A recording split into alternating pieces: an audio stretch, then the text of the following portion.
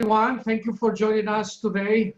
We have very many participants from around the world, and we at UNITAR, the United Nations agency based in Geneva, Switzerland, are very pleased with your presence.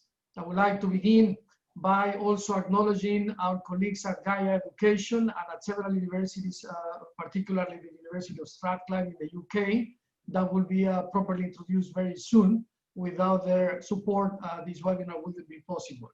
My name is Alex Mejia. I have the privilege of being a division director at the United Nations Institute for Training and Research, UNITAR, as I just mentioned, and I will be your co-host along with Ms. May East, a former colleague of ours, still very close to the United Nations, and also the leader of Gaia Education as the chair and CEO. With this team dedicated to explore the topic of renewable energies for sustainable development, we would like to begin this webinar. Next, please.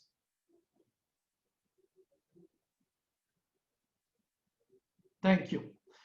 To put everything in context, give me a couple of minutes just to tell you how renewable energies and this trajectory that we had started, this virtuous cycle that we had started towards more friendly use of energy in the planet, has been, if not derailed, at least slowed down by the recent COVID pandemic that we are still going through. You see in front of you on the screen, the dashboard for us is the official way of counting the number of cases. The dashboard from the World Health Organization, our colleagues here in Geneva, very close to where we are at the Palais des Nations, actually report that we have surpassed, unfortunately, 35 million of confirmed cases, and we had very unfortunately 235,860 new cases as of yesterday. That important number, perhaps the most relevant and the most hurting as well, is the number of deaths. 1,039,406 people that have died because of the coronavirus is 1,039,406 families behind that. So every time that we share these numbers, we really want to pay respect to the victims of COVID, and particularly for the families of them, because it has been a drama that is not ending, that continues to affect all of us around the world. Next, please. Here you see also from the WHO dashboard that the Americas is the region more gravely affected, but the whole world, really, you cannot say that anyone is absent from these statistics, unfortunately. And we do have cases in the Americas. I come from Ecuador.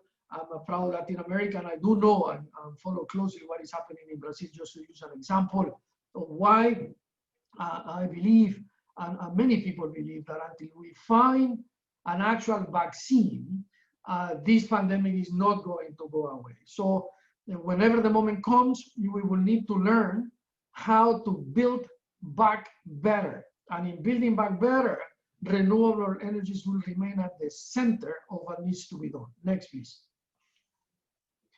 Here, just to give you an estimation of the impact that the International Monetary Fund has assumed, let me quote Dr. Geeta Gopinath, the chief economist of the IMF, when she says a few months back that the great lockdown, as we are calling this pandemic crisis, will result in the worst recession since the Great Depression. So that's almost a century in the making. The numbers that you see to the right, and that red bar of minus 3.5 to 4% of real GDP decrease year on year, give us an estimation, and perhaps the number will be even higher, the negative numbers. But if you compare them with what happened 1 decade ago, a little more, 12 years, with the global financial crisis that we saw that started at the end of 2008 and then continued for most of 2009, there is no comparison. And we do remember how the economy was hit at that time. It was 0.1, negative 0.1, not even 1%. And now we are talking of 3.5 or more. Next, please. So if we get down to business, as they say, and we try to put in perspective renewable energies and what has been happening from the perspective that we have here perhaps the European Green Deal will be a good thing to invoke today. So allow me to share that we believe that the coronavirus, because of this great health emergency that it has caused and the global economic slowdown, is still a growing number of businesses and industry leaders have welcomed the European Green Deal before. It should be used as a framework for tackling short-term economic needs with long-term sustainability goals, and it has to continue regardless of the situation that we live through in this pandemic. There is a phrase there from Thomas Borrell, the Chief Executive Officer of AXA and chair of the new CEO Action Group for the European Green Deal. He said, we have a unique opportunity to build a greener and more resilient Europe through investment and innovation. And we simply want to echo those words because they do represent the sentiment that we have regardless of the pandemic. The European Commission unveiled the world's biggest green stimulus late May 2020, as you may remember, which places fighting climate change at the heart of Europe's recovery from the pandemic, with both a 750 billion euro package and also more green funds from the EU's 21-27 budget, in total worth around 1 trillion euros. The stimulus aims to tackle the economic slump while fulfilling the Commission's pledge to slash EU emissions from more than 4 billion tons each year now to net zero in 2050 should be commended. And then my last slide, just to put this in perspective, and then we will hear from my co-host, Dr. Meis. Let me just mention as an example, China's pledge at the General Assembly 2020. And before I share what is on this slide, let me just tell you that this is the first year in our 75 years history of the United Nations Organization that we are seeing a General Assembly like no other. Every year, as you know, the UN is known by some as the Parliament of Man. 193 member states attend the General Assembly in New York, presidents, prime ministers, foreign ministers, and the like. This year, that is not the case. It has a downside because we are trying to learn how multilateral diplomacy will work without having the closeness and the space that normally you have to talk with colleagues, with other diplomats, with other government officials, no matter how senior you are, and to try to come to some common ground. Virtually, that is very difficult, but the upside of the General Assembly being virtual this year is that many countries that in the past couldn't send delegations, especially small island development space and LDCs, least developed countries, can participate and actively participate because, of course, you don't have to fly a delegation to New York and pay for tickets and hotels and so on. So the General Assembly is different. I invite you all to follow it. Just go to un.org and you'll see what it is. And we are discussing issues of climate change and environment and, of course, renewable energies. But going back to what I was saying, let me read this slide. During this General Assembly, the Chinese President Xi Jinping announced that China will cut emissions by net zero by 2060, to net zero by 2060. I'm sure you saw that in the news. China's pledge marks a significant moment in the debate of what may become a global race to eliminate fossil fuels. We sincerely hope so. China is currently the most polluting nation on Earth, responsible for around 28% of global greenhouse gas emissions. With the announcement, the country is aiming to cut the greenhouse gas emissions back to virtually zero within the 40 years that I said before. Both the European Green Deal and this new commitment from China raise the prospect of a carbon cutting coalition as Europe and China cover more than a third of world emissions. I am not going to mention here today the great absent because I have too much of respect for the United States of America, and I used to be a diplomat in Washington and then live in Atlanta with still many friends, a nation that I greatly admire and love. However, they are indeed expected to come back to this platform and to these agreements at a moment in time because they are also very needed. So with this and these two examples, just as an introduction, but also by sharing our perspective on how the COVID is really affecting this good virtuous cycle that we had started in the protection of the environment, and particularly on the adoption of renewable energies. Let me now offer the floor to my colleague, Ms. May East, who will now share some remarks. May, please.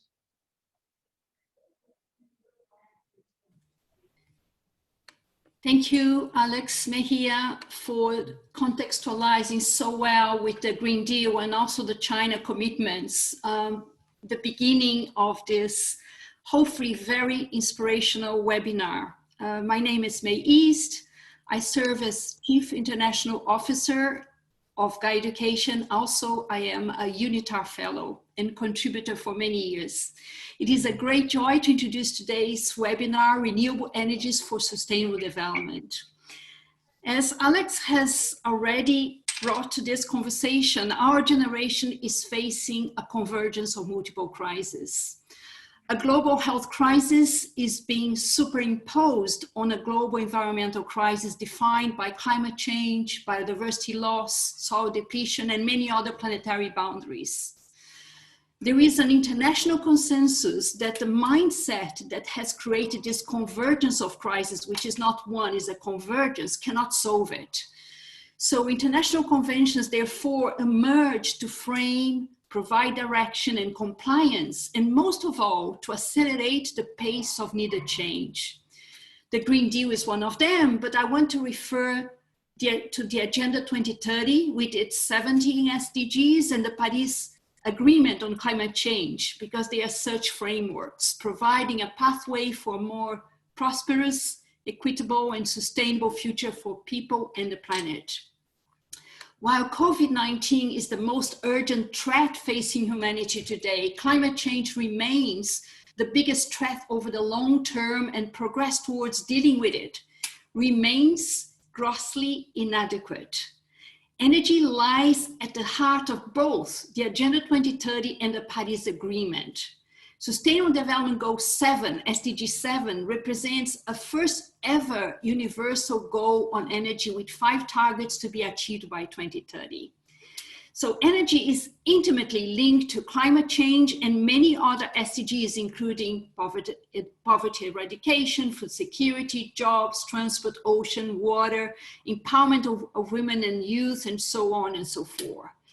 The recent Global Sustainable Development report identified energy decarbonization with universal access as one of the entry points that offer the most promise for achieving the transformations towards sustainable development at the necessary scale and speed. Energy decarbonization with universal access, I repeat.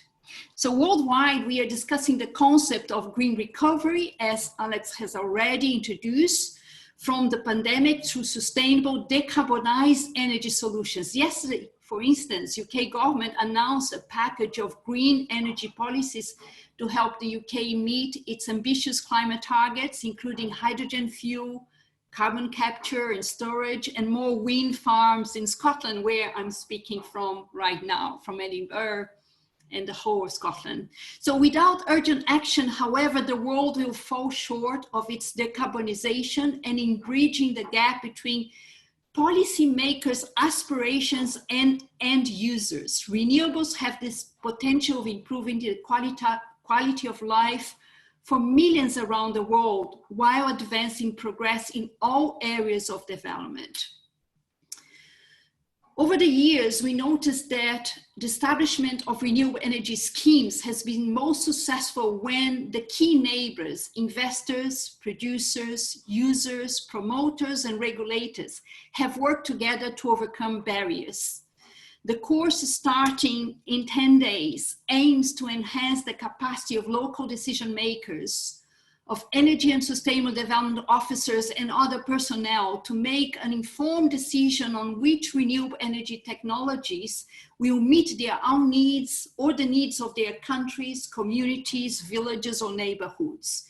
The course aims to provide an overview of clean, secure, and sustainable technology options and offer insights into the management of renewable energy projects from very small scale through to major projects. It has been developed by the University of Strathclyde, world-renowned experts in the renewable energy field. The course is an official contribution to the UN Sustainable Energy for All program. So this afternoon, we are delighted to host a series of presentations from 3 experts coming from Strathclyde University in Scotland. The talks are intended to highlight how renewable energy plays a vital role, specific in 2 key global challenges: climate change and access to energy in developing countries. Aaron Eels will introduce the topic renewable energy at high level, giving an overview of current global trends, drivers, and challenges. This will be followed by Jonathan Bowes, who will then highlight some of the innovative work taking place in Scotland with heat and carbon, while Dr. Tracy Morse will present her experience of how renewable energy can impact positively on healthcare in Malawi. So throughout the talks, we welcome you to post comments and questions in the chat.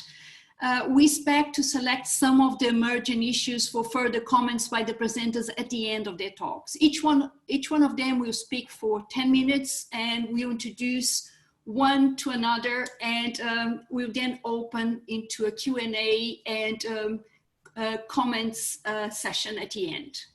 I hope you enjoy. So Mr. Aaron Ailes, a research associate in the Energy for Development Research Group, University of Strathclyde. The floor is yours. Thank you very much, May, and thank you very much, Alex, for the introduction. Hi, everybody. My name's Aaron Eels. I'm a research associate at the University of Strathclyde. I'm also a moderator on the RESD course. And so if any of you are signed up for that course, I look forward to meeting you and discussing more about the topics and the challenges that are brought up in this presentation. Next slide, please. My talk today gives an overview of renewable energy, the global drivers, the trends and the challenges. Now, humanity's 21st century challenge is to meet the needs of all within the means of the planet. So in other words, to ensure that no one falls short on life's essentials, from food and housing to healthcare and political voice, while ensuring that collectively we don't overshoot our pressure on Earth's life-supporting systems which we fundamentally depend, such as stable climate, fertile soils, and a protective ozone layer. This donut concept that you can see here, developed by Kate Raworth, shows these social and planetary boundaries in a playful but serious approach that frames these challenges, and it acts as a compass for human progress this century. This presentation is going to take a closer look at the role renewable energy can play in 2 of these challenges highlighted here, specifically climate change and access to energy. Next slide, please. So adequate, reliable and affordable energy supply is vital to attaining economic growth and improving living standards. And renewable energy is an important contributor to this goal. The United Nations Sustainable Development Goals, you can see here, further reinforced by the Sustainable Energy for All initiative, recognize the importance of energy as a development imperative for economic growth, poverty alleviation and reducing inequality. With the accelerated deployment of renewable energy in recent years comes the additional expectation that it will create new markets and employment opportunities and spur economic growth. The availability of affordable and clean energy is both an explicit sustainable development goal, you can see here as SDG 7, and an interdependent goal, since it's crucial for achieving almost all of the other 16 goals, such as eradication of poverty, improvements in health and education, clean water supply, industrialization and innovation, and combating climate change. Next slide, please.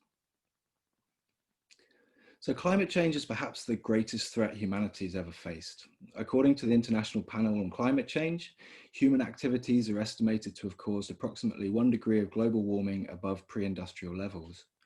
Global warming is likely to reach 1.5 degrees C between 2030 and 2052 if it continues to increase at the current rate. The IPCC also states that we're already seeing the consequences of 1 degree C through more extreme weather, rising sea levels, and diminishing Arctic sea ice, among other changes. As we'll see, renewable energy can play a vital role in mitigating these consequences. Next slide, please.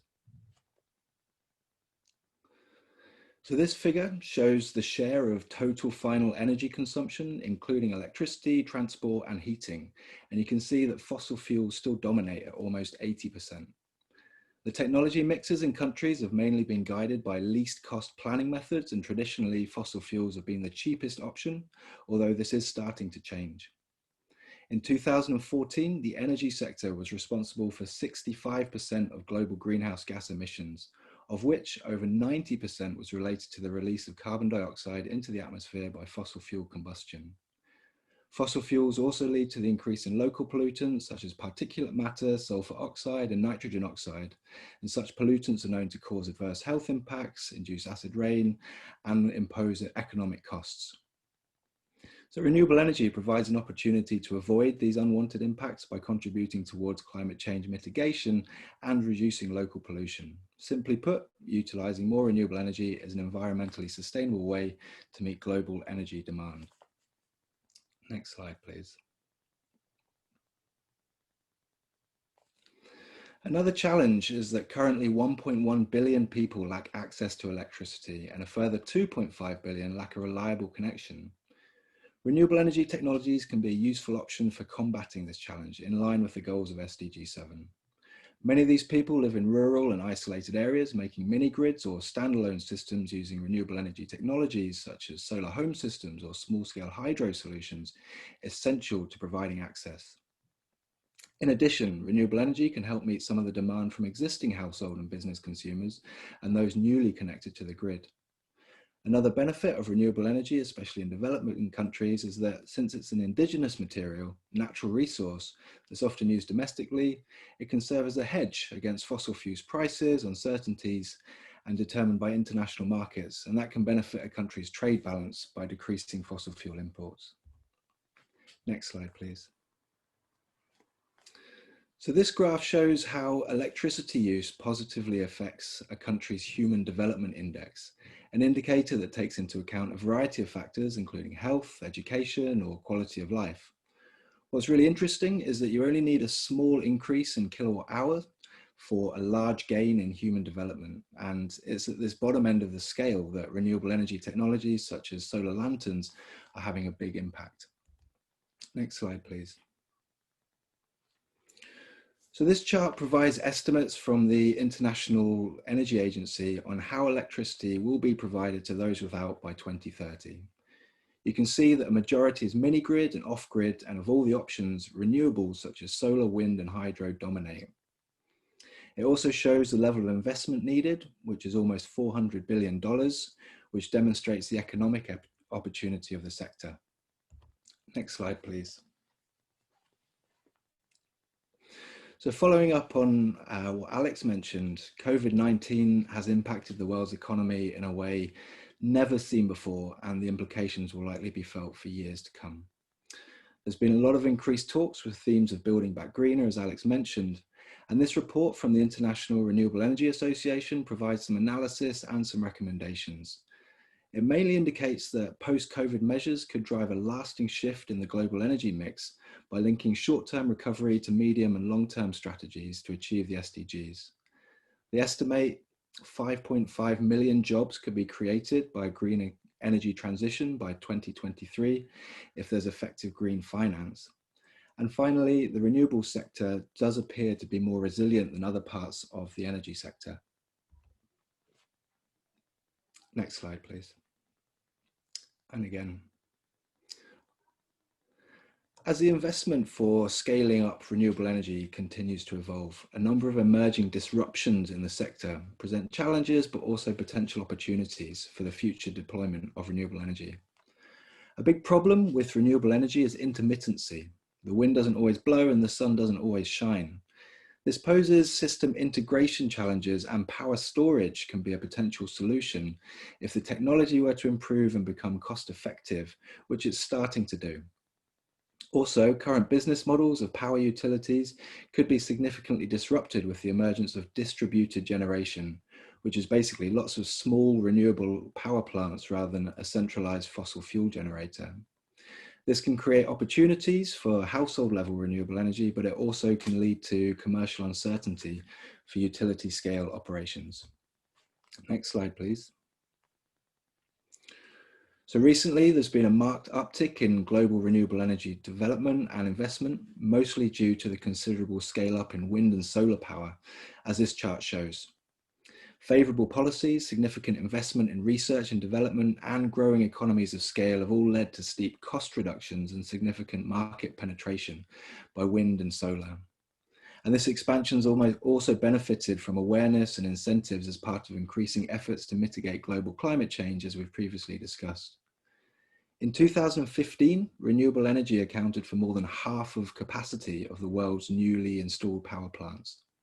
However, due to the intermittency problems discussed, solar and wind sometimes need to be complemented by other power sources such as natural gas or hydropower. Next slide, please. So we've mentioned intermittency as a significant issue for renewable energy markets, but as well as technical challenges, the acceleration of renewable energy is dependent on a variety of other aspects. For example, effective policies and regulations such as feed-in tariffs can accelerate uptake, and conversely, a lack of policies can delay the sector considerably. Also, money matters. Lack of cost recovery, bankability of investments, and mobilization of financing can be a significant barrier. Developing skills through capacity building, such as the course that this webinar is promoting, as well as designing efficient institutional frameworks and effective cross-sector linkages can also play a major part in accelerated renewable energy development. Last slide, please. So in summary, this presentation has hopefully shown that renewable energy already does and will continue to play a huge and vital role in society, reducing carbon emissions and providing essential services to those currently without a connection. I'd like to pass over to my colleague from Strathclyde University, who is also a climate exchange fellow with the Scottish Government, who's going to look in more detail at what the Scottish Government is doing to combat climate change with his research. So thank you very much, and I'll pass over to Jonathan. As we prepare for Jonathan's presentation, I just want to advise the attendees that I was told by UNITAR that the questions should be posted in the Q&A link in the bottom of your screen and not in the chat. If you could do that there and not in the chat. Thank you very much. Jonathan, the floor is yours. That is correct, and thank you, Meg. Hello, Jonathan, welcome. Hello, cool. Could we go to the next slide, please? So hello everyone, I'm Jonathan Bowes. I'm going to give a short presentation today focusing on the role that renewables has played within Scotland and the challenges that it presents in the future. My role with Climate Exchange works directly with the Scottish Government, where I act as a bridge between academic, engineering research and policy, trying to understand both the technology, but also the social and economic impacts that can have. Today I'm going to talk about the need to consider the entire energy system and not just of putting consumers and people at the center of how we consider building a 100% renewable energy system for the future. Could we go?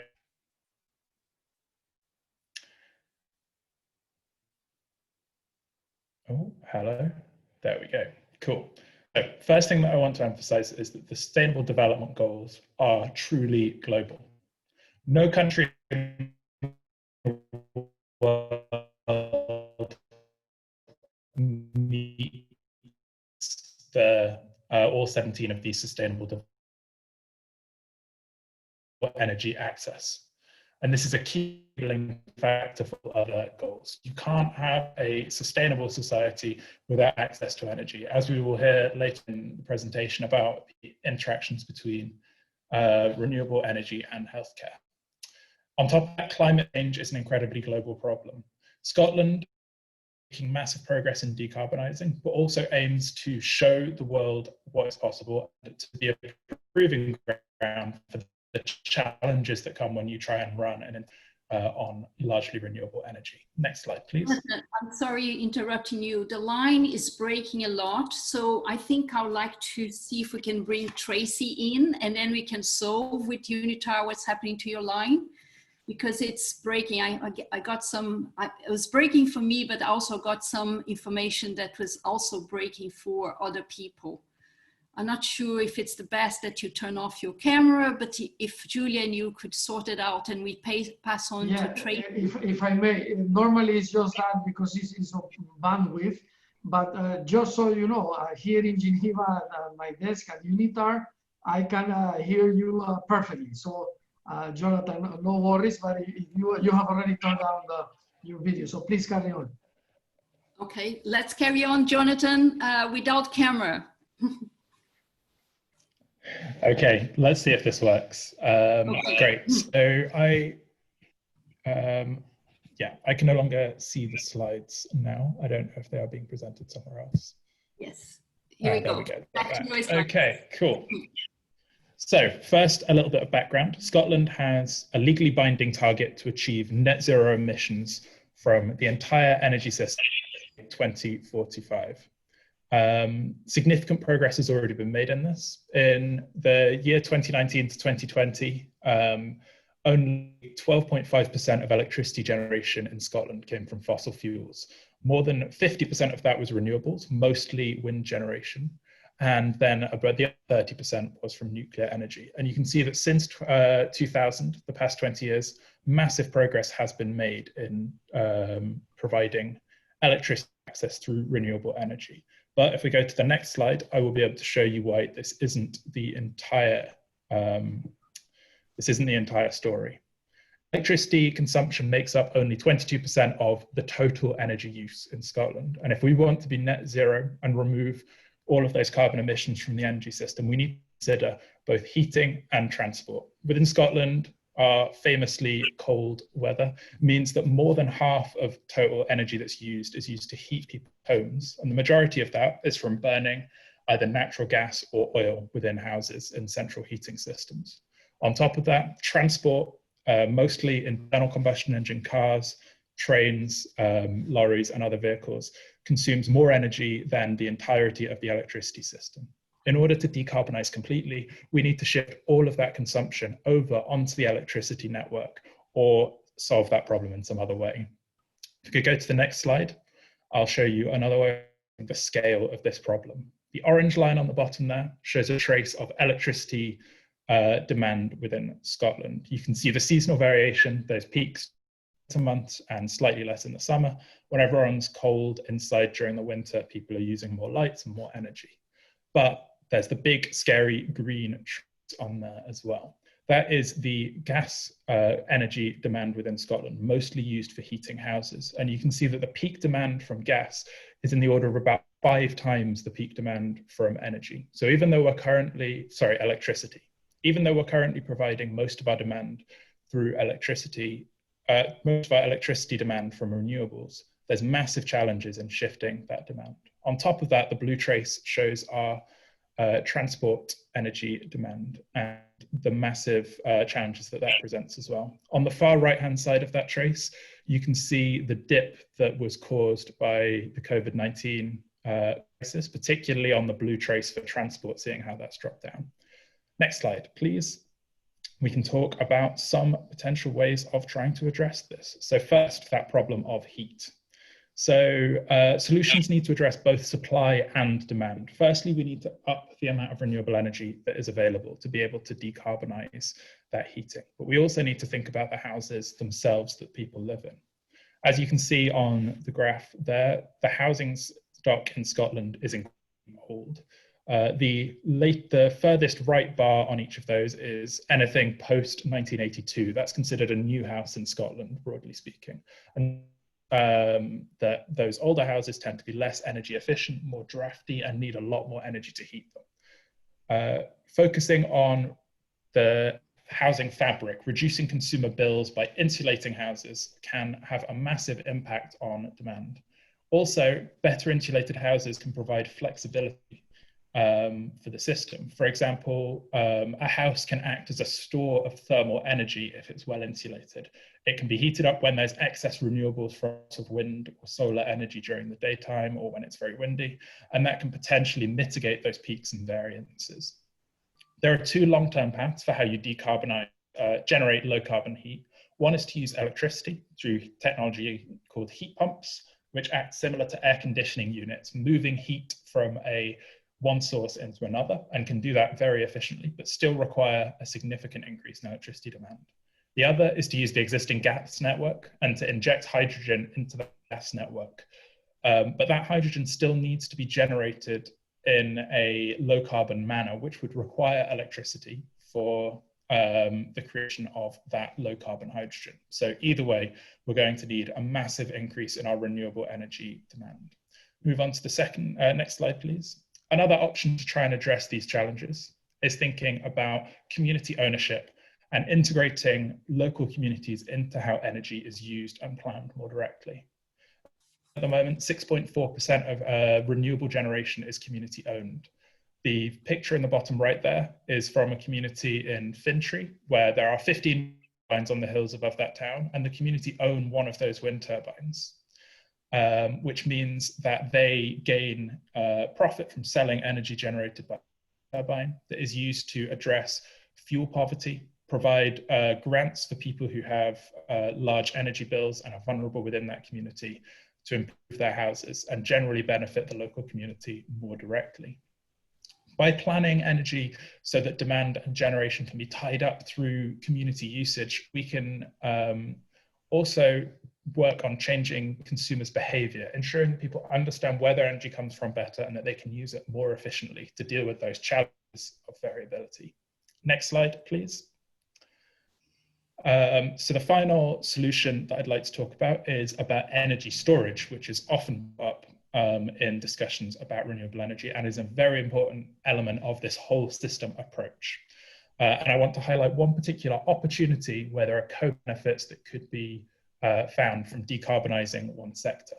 So the transport sector that I mentioned, if we were to shift half of the vehicles in Scotland to electric vehicles, that obviously represents a big challenge in terms of increased demand, but it also represents an opportunity. Each of those vehicles contain, and when plugged in, those cars could, as well as charging from the electricity grid of Scotland, could also be used at times of high, and that car is not being used to feed energy back into the grid. If 50% of the cars in Scotland became electric, that would be nearly 9 of power output from the batteries available, which is 350 times all the batteries that are currently installed within Scotland.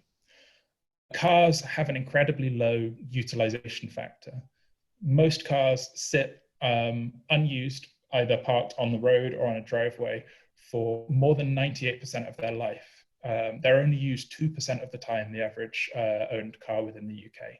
So using those stationary massive batteries as a source of flexibility and storage is potentially a fantastic way of integrating more renewable energy into the system and working out what we can do when it's not sunny or windy. Go to the next slide, please. So to conclude, I hope that gives you a little bit of insight into the really inspiring progress that's been made in Scotland, but also the challenges that remain. And this is obviously a microcosm of the challenges presented across the whole world. We will all be aiming to deal with this challenge of reaching the lowest carbon sustainable uses of energy that we possibly can. In order to do that, we need to consider not just the generation, but also how that generation interacts with the complex system of people and technology that is our energy system. We need to consider users and put people back at the center of this energy system.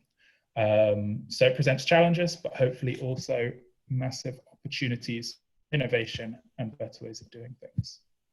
So I'd now like to hand over to Tracy Morse, my colleague at the University of Strathclyde. She's a senior lecturer in civil and environmental engineering, and she's the head of the recently launched Centre for Sustainable Development. She's going to talk, give us the inspiring wealth of her knowledge from a huge amount of work in Malawi, thinking about healthcare and renewable energies. And I am genuinely super excited to hear her talk as well, because her work is really, really exciting. So thank you, and I will pass over now. That's a lot of pressure there, Jonathan. Thank you.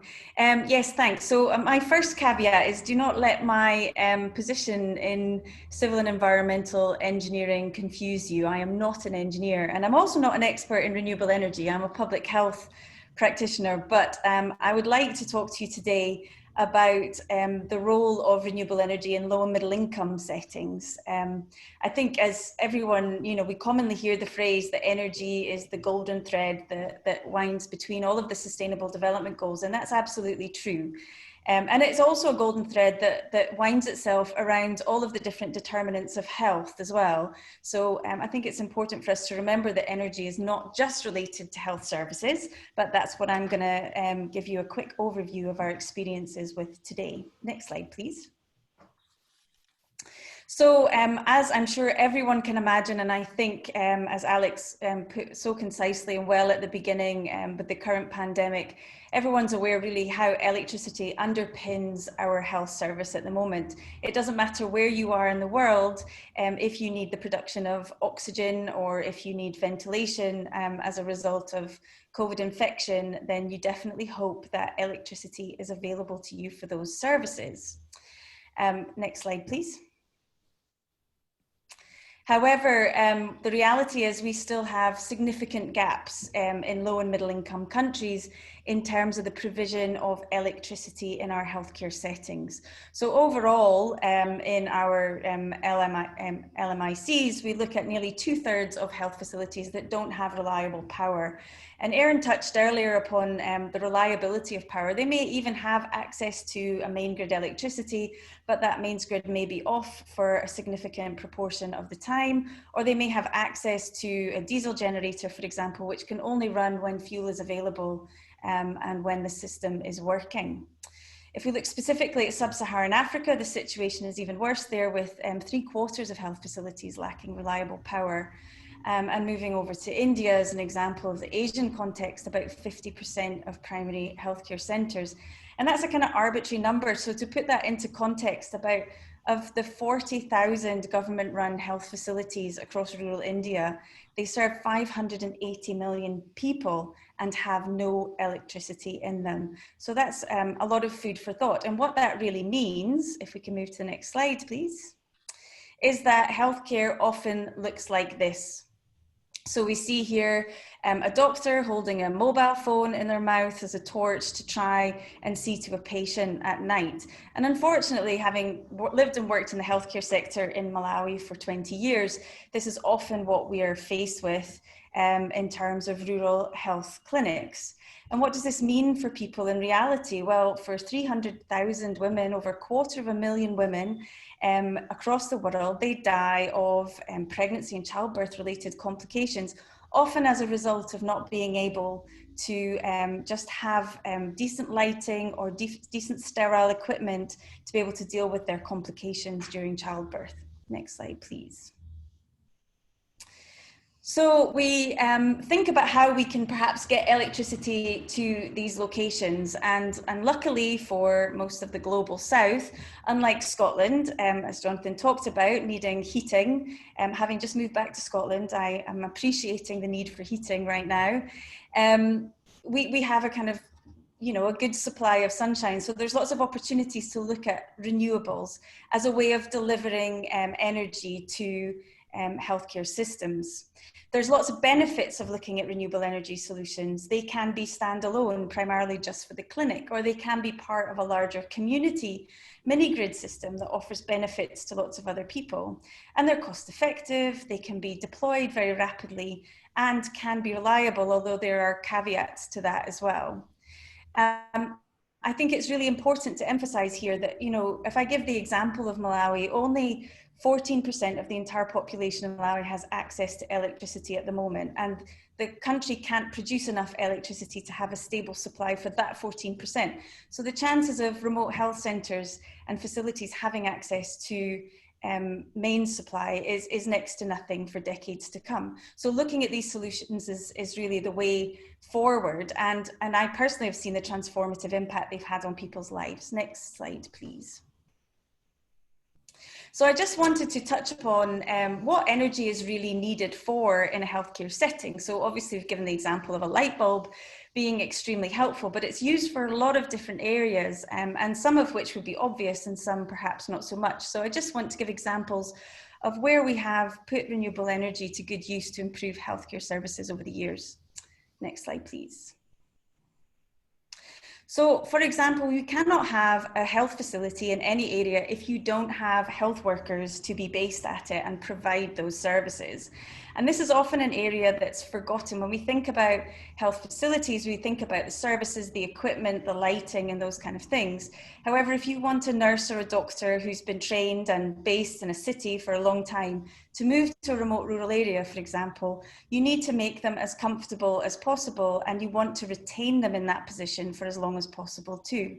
This is a house that we built up in a village in Chihuahua, which is about 60 kilometers on a dirt road from the district hospital.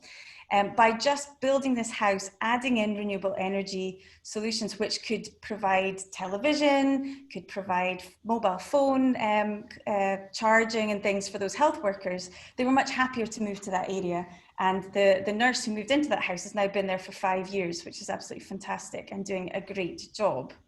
So obviously that boosts staff morale. And that means that they also are happy to go to work every day to deal with these different and complex situations that they have to. When it comes to the type of services provided, most of these health facilities are looking at primary health care, so provision of vaccines, for example. And most vaccines need to be kept under refrigerated conditions, which is very difficult if you don't have an electricity supply. It's estimated that 1.7 million children every year die of a vaccine preventable disease. And a lot of the time, those children have technically been vaccinated, but they've been vaccinated with a vaccine that's been ruined by the fact that it hasn't been maintained in the cold chain. And obviously there are all the other benefits of being able to sterilize equipment, of being able to conduct surgeries, of being able to do work at night. Next slide, please. So those prolonged opening hours are a great and often life-saving situation for women. Babies don't just come in the daylight hours, so we need to make sure that we can provide those primary care services all hours of the day. It also means wider range of services can be provided, such as cervical screening and things at the moment that are often missing from remote areas. And it also provides the opportunity for telemedicine and e-health to be expanded. So where health workers might not have full training and they need the advice of experts, they're able to call in that support and help. You can't underestimate the importance of being able to charge a mobile phone, whether it's for a community worker to be able to talk to someone, talk to a community member, or to talk to the district health office team with regards to COVID response, for example, and they need to say they have a potential case that needs to be recovered. And we can also improve record management. And this photograph here was actually taken last week. And my poor research assistant in Malawi had to take photographs of every page of those books that represents one service within a health centre over 18 months of records. And in order to plan and use services and resources effectively, we need to digitise records and be able to know what's going on and where people are coming and what they need. Next slide, please. And very close to my heart is the water and sanitation sector. I see water as another golden thread that goes through all of the different sustainable development goals. Now, obviously, infection prevention control, and the world has never been more aware right now of how important it is to wash your hands with water and soap. But, you know, water is absolutely integral for effective infection prevention control. It's absolutely integral for cleaning. And it's much easier to wash and be effectively engaged in hygiene behavior if you have a running tap that's coming through a solar system than having to collect 20-litre buckets of water from, you know, even if it's only 20 metres away, it's still very labour intensive. So having these systems in place makes a huge difference. Next slide, please.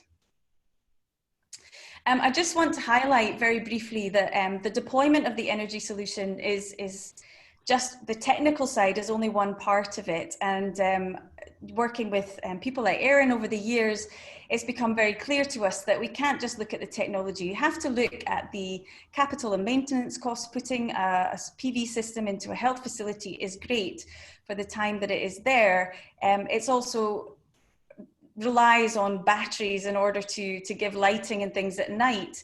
And as soon as those batteries have come to the end of their lifespan, then the system is really not fit for purpose anymore. So you have to have agreements and plans in place for effective maintenance cost. You need to take into account the needs of the facilities. What are the needs, the power needs? What are they going to need now? What are they going to need in the future in terms of planning the system? And very importantly, something that is valuable, does a great job, but it's also very stealable. And so we need to make sure that it's secure in the community as well. And to achieve all of those, really, we need these kind of equitable and inclusive partnerships with the communities to who these systems are supporting to make sure it stays and remains fit for purpose. Next slide, please. So just to finish off to say, you know, this might be one area of support that we're talking about, putting a renewable energy system in, and I think all of the speakers today have touched upon this. Just adding some sort of electricity system into a health facility can have really far-reaching and synergistic impacts on the community as a whole in terms of health access, but those have knock-on effects of improving gender equality, reduced inequalities across those communities. And I would also encourage, you know, as you're learning and potentially going on the course, you know, it's very important that we don't just measure the technical side of these systems, but we also try and measure these soft improvements and values that communities benefit from as well. And I'll finish there. Thank you very much. Thank you. Thank you for the three fascinating presentations and various new directions with mini grids and community ownership, the issue of storage and the possibility of stationary cars to become source of energy, and the human soft aspects and of the connectivity between renewable energies and primary health care. I myself have many questions, but we should use the next 10 minutes that we have to answer some of the questions that have been posted in our Q&A. And I was thinking about, you know, because we went very much global, apart from the example of Malawi, to give a chance to address, I think we have a question from Eastern Europe, one from Somalia. So maybe we can start maybe with the first one with from Ibrahim Isaac. Since the fall of Somalia's central government in 1991, electricity service has solely been a role of the dynamic Somali private sectors. My question is how to improve collaboration between private sector entities and government sectors throughout in countries such as developing countries. So public-private partnership towards speeding up renewable energies. Aaron, maybe you want to address that one. Sure. Thanks for your question. So a lot of the work that we do is in Malawi, where, as Tracy said, there's about 10% of the population that have got access to electricity, and we're working as an academic institution, but we've got in-country partners that are NGOs or social enterprises. And the government can play a part in accelerating or stymieing energy access. For a start, by having an energy policy. Malawi didn't have an energy policy updated for about 10 years. And then when it finally did, that gave a bit of confidence to the sector to where the investments can go. I think academia can play a part in providing research support by providing recommendations and technical designs to the private sector, and then finally the investment either through international funds or through government for pilot projects and for scale-up projects. and the cost of technologies has come down significantly, and the challenges now are the business models for standalone systems or for mini grids. If you can install a system that balances affordability with the customers, that brings in enough income to provide the operation and maintenance cost, then you've got a sweet spot for a business model that can be scaled up utilizing solar or wind depending on your renewable energy resource. So there's a long way to go, but there's a lot of money being thrown into the challenge from the UN, international governments, and hopefully through the post-COVID recovery process as well. Thank you. So let's move on to Jonathan from an anonymous attendee saying the majority of excellent recommendations outlined in your presentation require a great deal of buy-in from individuals. For example, insulating homes, changing heating infrastructure. How can more systemic changes be made that don't rely so heavily on individual level behavior changes, but can still have an impact needed? Jonathan. Yeah, that's an excellent question. And I don't have a perfect answer, but what I would first say is just to agree with the person asking the question. There's a requirement to really ensure that the pressure of dealing with the existential threat of climate change and sustainability isn't all put onto individual behavior change, and that systems should lead the way in doing that. I think that making sustainable choices the most easy and the most low cost choices, and trying to find places where there are co-benefits, where changing behavior for individuals can also try and tackle other things that are sustainable but also benefit those consumers. So the example being interventions of heating can economically make sense for an individual and also have climate change benefits. And I think trying to find those places first and find ways that you can address other issues, use this nature of energy access as a golden thread, tying together all these different things, and try and find places where, yeah, people can see the direct benefit to them locally within their communities as well as the global impact. Yeah, that would be my very broad answer. I don't know if the other two panelists maybe have something they want to add.